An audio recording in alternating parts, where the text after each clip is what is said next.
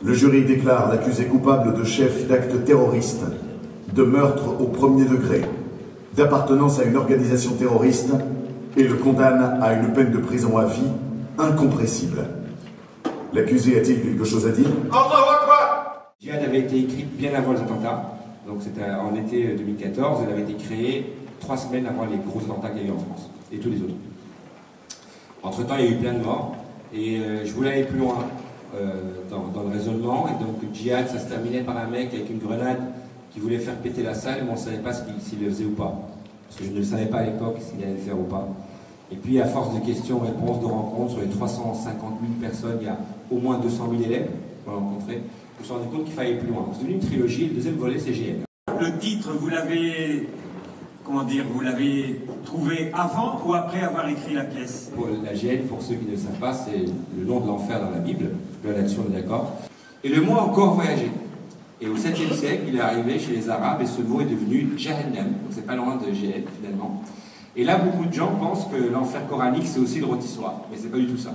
L'enfer coranique, en fait, c'est ce qui faisait le plus peur aux Bédouins à l'époque. Et ce qui faisait le plus peur aux Bédouins à l'époque, c'était le soleil et le manque d'eau. Donc l'enfer coranique, c'est un endroit où il y a du cagnard, où le soleil tape à mort, où il n'y a pas d'eau, ou alors juste des sources d'eau chaude. Et surtout, c'est très important, où il n'y a pas de piste. Et du coup, par effet miroir, le paradis, c'est l'inverse. C'est un endroit où il y a un petit soleil d'après-midi, pas très méchant, mais sympa, qui ressemble même à la lune, il y a des divans et de l'eau. Alors aujourd'hui, si on dit à des jeunes qu'au paradis, s'ils y vont, s'il existe, ils auront de l'eau avec un divan, je pense que c'est vraiment pas la panacée. Et qu'en fait, les jeunes vont dire, moi franchement, j'ai de l'eau courante chez moi, donc là, je m'en tape de ton paradis. Par contre, j'aimerais bien un paradis avec une connexion à Internet de chez Orange avec la fibre, qui marque d'ailleurs, un compte Netflix avec les séries américaines et pas les séries françaises, et un compte Instagram avec 8 millions de followers.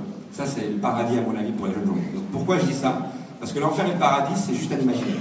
C'est important. Et donc, les mots sont des valises à l'intérieur de laquelle vous trouvez des imaginaires. Vous avez un nom à consonance étrangère? Ouais. Vous êtes de quelle origine? Je suis belge, d'origine marocaine, de confession musulmane, de culture judo-chrétienne. Et je vis dans un environnement laïque. Je me questionne, parce que j'ai appris qu'il y avait une troisième pièce que tu préparais.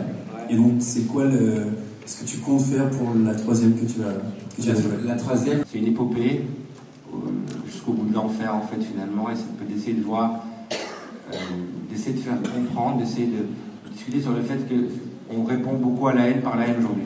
On n'a pas d'autre solution, finalement. Et on se rend compte que ça ne sert juste strictement à rien. Comment tu vas traduire la laïcité? Ces dernières années, on a parlé de la laïcité comme si c'était une arme contre les religions. Une autre religion? Ouais, une autre religion qui en fait se bat contre toutes les autres. Donc du coup, je me suis dit, je vais chercher ce que c'est que ce truc. Parce que, et finalement, la laïcité, comme moi je la vois, et je pense comme elle a été vue par les pères fondateurs, on va dire, c'était pas ça. C'était un espace où la religion ne détient pas l'État, où la religion n'a rien à faire avec l'État, et où tout le monde peut vivre la sienne tant qu'il n'empiète pas sur celle de l'autre. Et du coup, on peut effectivement être juif et laïque, comme on peut être musulman et laïque, moi je pense, hein, comme on peut être chrétien, protestant, catho et laïque, bouddhiste et laïque, athée et laïque. Et du coup, c'était important pour moi, surtout par rapport aux jeunes, de ressortir le concept. Parce que quand on parle de laïcité avec des jeunes, c'est directement un truc qui va à l'encontre de la religion. On parlait de l'orientation sexuelle, de la religion, de l'apparence physique. Ouais. Est-ce que c'est un choix de venir sensibiliser sur ces questions de discrimination? Le racisme, la discrimination, d'abord, c'est pas la norme dans ce pays, c'est l'exception. La norme, c'est que les gens arrivent quand même à vivre ensemble. Et deuxièmement, c'est une autoroute à deux voies. C'est pas que du blanc vers le noir, c'est pas que du non-musulman vers le musulman, ça va dans l'autre sens. Et je l'expliquais avec Reda et Valérie dans Djihad. Et je me dis, ce message, il passe pas apparemment, il n'est pas politiquement correct. Donc avec GN, je vais créer un mec, un personnage, qui lui déteste tout ça, en fait. Donc oui, j'ai voulu balayer, parce que moi je suis pour ce qu'on appelle la convergence des luttes. Moi je m'amuse à me dire, bon, une femme lesbienne, noire, qui porte le voile, se fait agresser dans la rue. Qui on appelle? On appelle qui en fait? C'est ça, on appelle qui? Et quelle assoce va la défendre? Il y a un problème. Donc du coup, je pense que moi, je suis pour la convergence des luttes. Et que les droits des uns sont les droits des autres. Est-ce que tu penses que tes pièces, elles peuvent toucher des jeunes qui peuvent vraiment partir? Il n'y a pas moyen, en fait. Le mec, il veut péter la France. Tu veux que ma pièce, elle efface. C'est pas un vaccin, c'est un simple spectacle, ça permet de discuter. Mais il faut déjà des... Alors, sur les jeunes, ça marche. C'est pour ça que moi, je parle de prévention.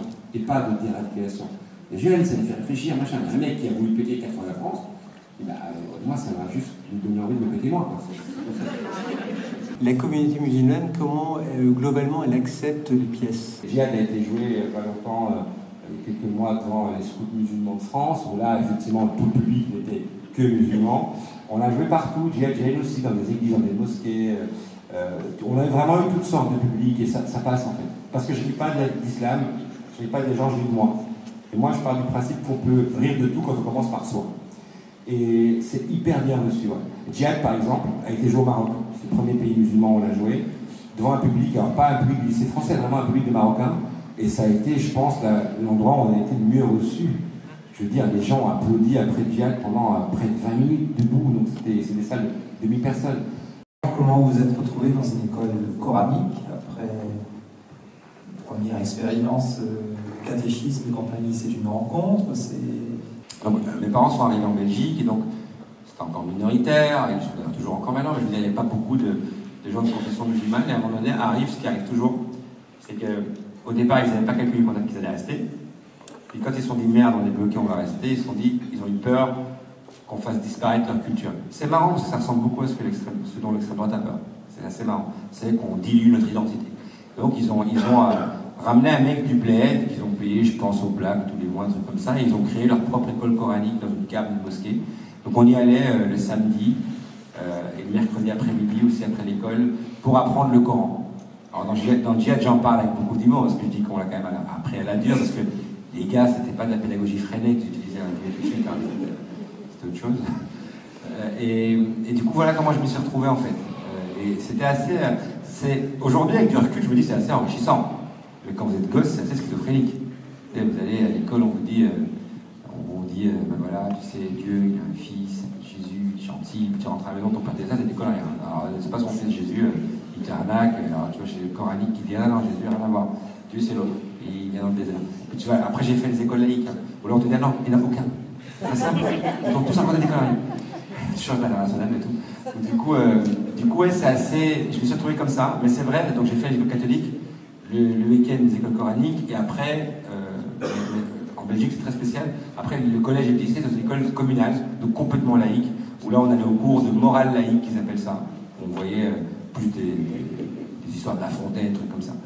Donc, voilà comment je me suis retrouvé. Alors, moi, je trouve ça enrichissant. C'est assez marrant, d'ailleurs, de passer de l'un à l'autre. Les écoles coraniques existent moins qu'avant, maintenant on les appelle plus des cours d'arabe. À l'époque, c'était vraiment des écoles coraniques, comme au bled, quoi. Et quand tu dis musulman, est-ce que tu te considères musulman? Le chemin que j'ai choisi à un moment donné, c'est l'islam. Mais encore aujourd'hui, il m'arrive d'aller à l'église. Voilà, ça m'arrive encore souvent. Il y a des moments où j'ai envie de parler à quelqu'un, je ne sais pas où il est. Et je rentre dans une église, ça m'arrive encore, ça fait partie de ma culture, de mon identité. En fait. Donc oui, je me considère comme musulman au sens que c'est le chemin que j'ai choisi aujourd'hui. Mais la grosse différence avec avant, tout ce travail que j'ai fait depuis des années sur moi, parce qu'on me demande souvent, est-ce que la pièce change des gens? En fait, la première personne qui a changé, c'est moi. C'est qu'avant, je croyais en Dieu. Voilà. Aujourd'hui, je pense à lui. C'est la grosse différence, en fait. Je pense à lui comme je penserais à une femme dont je suis amoureux. Et donc, du coup, il y a des jours où je me dis, peut-être qu'elle est là, peut-être qu'elle n'est pas là, peut-être qu'elle m'aime, peut-être qu'elle m'aime pas, peut-être qu'elle s'en fout de moi. Et c'est plus apaisé qu'à l'époque où je croyais. Et GL parle de doute, parle beaucoup de doute ici. Parce que j'ai découvert le doute à un moment donné, je trouve que c'est génial le doute. Ne pas être sûr. Je me suis rendu compte avec cette tournée-là que c'est la certitude qui crée les fous. Ceux qui sont sûrs qu'ils ont raison, ils sont sûrs que Dieu est là-bas, qu'il leur a parlé, qu'il leur a dit que le paradis est là, que l'enfer est là. Et ceux qui doutent finalement, moi ça m'apaise de douter. Donc ouais, au sens, on va dire, au sens purement étymologique, on va dire, ouais, musulman. Mais c'est le chemin que je choisis pour l'instant, mais il est possible que j'en prenne un autre après, en fonction de ce qui me parle. Mais là, ça me parle. Et c'est pour ça que j'insiste sur des cultures judéo-chrétiennes, parce que l'un ne va pas sans l'autre. Je vais jeûner un mois pendant le ramadan et je vais fêter Noël. Et ça, je trouve ça cool, moi. Franchement, je trouve ça vraiment cool, en fait. Alors, pas le ramadan en été, ça, je trouve pas ça cool. Mais je trouve ça cool pour faire les deux.